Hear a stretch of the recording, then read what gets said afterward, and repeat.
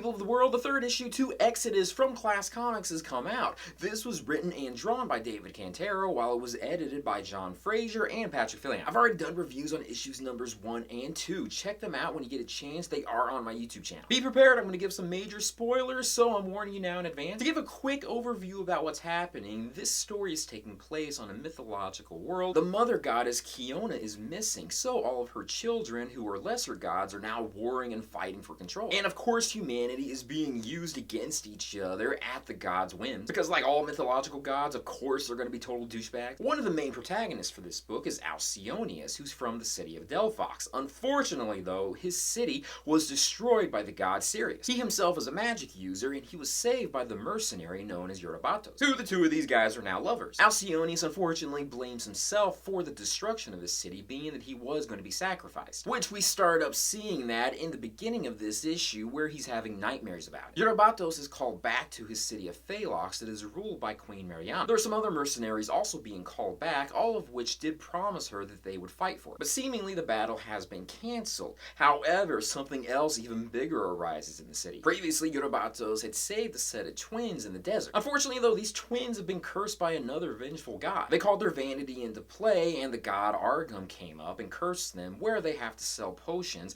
that will turn individual people in the city into zombies. Luckily, the mercenaries are in town, and they're able to kind of hold off the zombie horde for a bit, where the queen herself has an ace up her sleeve, where she can temporarily prevent the zombies from killing everyone. Eurybatos and Alcyoneus also come into play and are capable of helping the city out. But this is an ongoing story going on, so I won't reveal what exactly happens at the very end, but it does leave off on a big cliffhanger. So overall, the story is progressing well. Anyone out there that's a fan of Greek mythology would love it. I love David Cantero's artwork. I mean, he puts a lot of detail into his work. I'm a fan of his, and I'm also a follower on his Patreon site. Check that out when you get a chance too. At the end of this comic book, there's some pinup art that's put there, as well as some rough sketches of each of the panels, so you can follow along how David was kind of planning out the issue. Last but not least, being that there's a digital version of this comic book, at the end there's the silent edition, where all of the word bubbles have been taken out, so you can appreciate the art for what it is without having all the word bubbles just kind of put in place there to take away from it. I really enjoyed this comic book. I mean, at first it is a bit difficult to follow along, being that there's so many characters being introduced,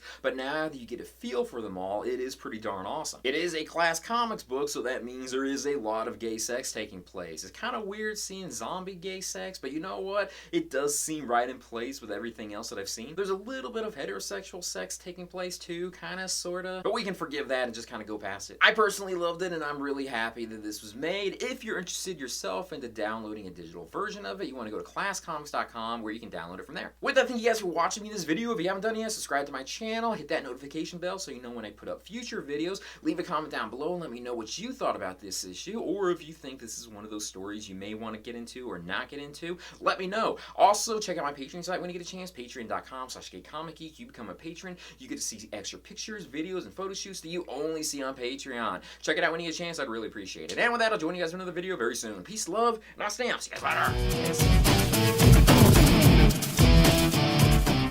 It's been a long time since the previous 2 issues came out, and I had to go back and reread them. I kind of forgot what exactly happened, but I am glad that I refreshed my memory in this.